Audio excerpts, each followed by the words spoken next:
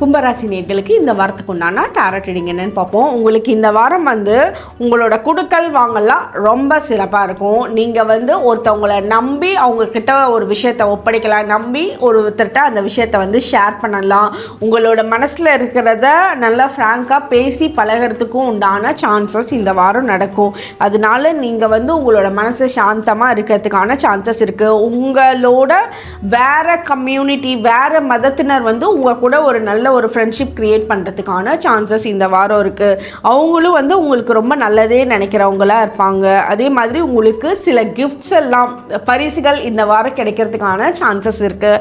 அந்த பரிசுகள் உங்களுக்கு நீங்கள் உங்களுக்கு வாங்கணும்னு ஒரு சும்மா பேருக்காக கிஃப்ட்டுன்னு இல்லாமல் உங்களுக்கு தேவைக்கான கிஃப்டாக அது இந்த வாரம் இருக்கும். ஸோ அது உங்களுக்கு ரொம்ப ஹாப்பினஸை கொடுக்கும்.